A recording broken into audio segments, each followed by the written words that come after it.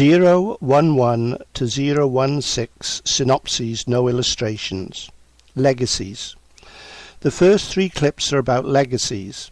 Legacies can be examined in several different ways, but I am hoping that the reader will appreciate that each of us, in our own way, leaves behind something, and hopefully this is of value.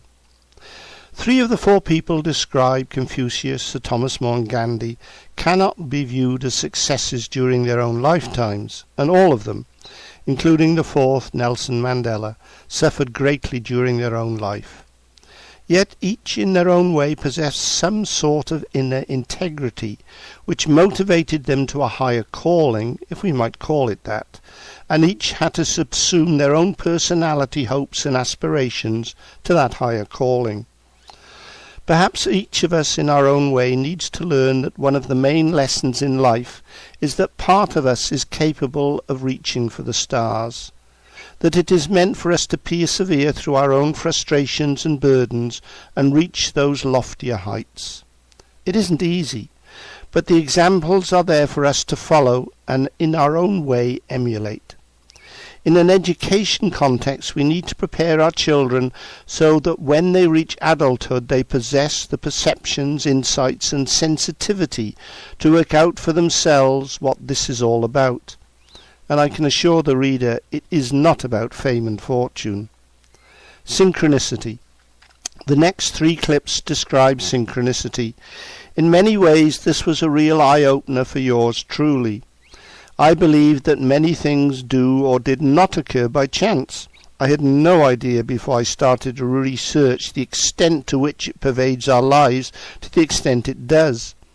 If you view the clips you may appreciate, as I did, the enormous number of events that apparently are causally related. It is an urgent necessity that we should prepare our children for a different world that previously existed. That perhaps is obvious, and has always been the case. The difference is that now we are capable of partially or even totally destroying ourselves, and if we do either, it is entirely our fault. However, if children grow up and reach adulthood with the right insights, perceptions, intuition, wisdoms and acumens, they will perhaps see and acknowledge the forces that exert their influence on our thinking. Again, education is crucial in producing adults with the vision that is needed. How do we produce such adults? And this of course relates directly to the philosophy that totally underpins the education we describe. Nature has achieved in providing the raw material. It is now our responsibility to see that education is the vehicle through and from which the child reaches adulthood, fulfilling what nature has endowed. That is our task and responsibility. In this context, I hope the reader's viewer appreciates and understands why it has been necessary to lay in some detail the foundations of our pedagogy so described up to this point. The alternative is to ignore all these foundations and underpinnings. This might be attractive to the impatient, but that is not the task here. It is to describe in whatever detail is necessary what this is all about. If I am left with this task on my little lonesome, you will not see the whole picture, and yes, there is one. And at the present rate, and believe me, I cannot work harder than I am so doing, for another 10 to 15 years, or perhaps even longer. But I came to the conclusion a very long time ago that I can only do what I can do, and that is to produce the content clips, and responsibility for anything else resides elsewhere, and not with me. 011 Legacies, Confucius, URL. More than any other man, Confucius influenced China's early history, yet he was not a king nor a great warrior, but he was a thinker. He thought deeply about how people should live their lives, and he passed on these ideas to his disciples. He was little known in his own time. Confucius believed that the suffering of the people mainly came from rulers who were unjust, as they thought nothing for the welfare of the people they ruled. They were concerned only with riches and power for themselves. Confucius believed that if the relationship between those governing and those being governed was fair and just, then it would lead to happiness of all. He died in 479 BCE believing he was a failure.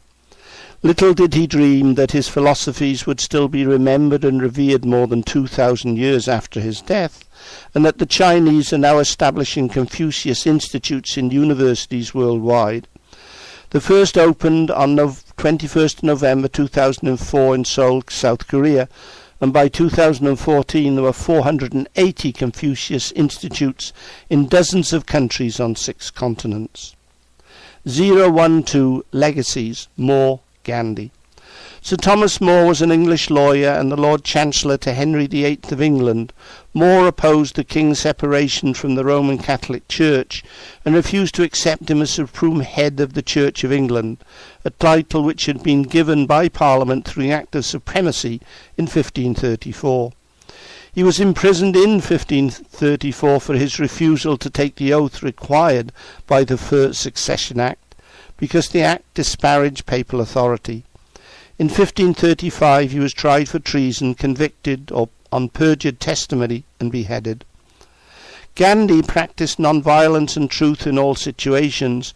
After independence in 1947 he tried to stop the Hindu-Muslim conflict in Bengal. In his last year, unhappy at the partition of India, Gandhi worked to stop the carnage between Muslims, Hindus and Sikhs that raged in the border area between India and Pakistan. In India he was also known as Bapu, Father. He was assassinated in 1948 and in his lifetime failed in his objectives, although he is now universally revered for his beliefs and the way he lived his life. 013 Legacies, Mandela. Their legacies. Nelson Mandela served as President of South Africa from 1944 to 1999. He was the first black South African to hold the office and the first elected in a fully representative multiracial election. Previously he worked as a lawyer, was repeatedly arrested, and in 1962 was convicted of sabotage and conspiracy to overthrow the government and sentenced to life imprisonment. Mandela served 27 years in prison. An international campaign lobbied for his release, which was granted in 1990 amid escalating civil strife. He led negotiations with President F.W. de Klerk to abolish apartheid and establish multiracial elections in 1994, in which he led the ANC to victory. He is held in deep respect within South Africa, where he is often referred to as the father of the nation. He died in December 2013. Their legacies. The 4 people described have enriched our lives, yet during their lifetime they suffered a great deal. Each spent much of their lifetimes frustrated, believing they had failed in what they had wanted to do, yet each has left a wonderful legacy and example to aspire to. Are there lessons we need to learn inasmuch as we refused these people when they attempted to fulfill their destiny or karma? The German philosopher Schopenhauer once said, "Every truth passes through 3 stages before it is recognized. In the first it is ridiculed, in the second it is highly resisted, in the third it is regarded as self-evident." It appears that such a statement is accurate inasmuch as the people taken as our examples brought some sort of truth that until we, to a lesser or greater extent, denied. They brought their particular truth to and for the human race. They passed some sort of integrity, and their instinct, if we want to call it that, was to endure. Wasn't it Trollope, when talking about life experiences, said, "Enjoy a little, endure a lot"? They proved, albeit after their deaths, the exception of Mandela, it occurred in his lifetime, their efforts were needed and of significant value to the Homo sapiens race. Their example is also meaningful to such lesser mortals like me, as I believe I have something to offer. 015 Synchronicity. The great Swiss psychologist Carl Gustav Jung regarded synchronicity as the experience of 2 or more events that are apparently causally unrelated or unlikely to occur together by chance, yet are experienced as occurring together in a meaningful manner. The concept was extremely important to Jung, as he felt it gave conclusive evidence for his concepts of archetypes and the collective unconscious. He was of the opinion that in terms of causality, synchronicity, there could exist parallel events or circumstances. Jung believed that life was not a series of random events, but rather an expression of a deeper order. From the religious perspective, synchronicity shares similar characteristics of an intervention of grace.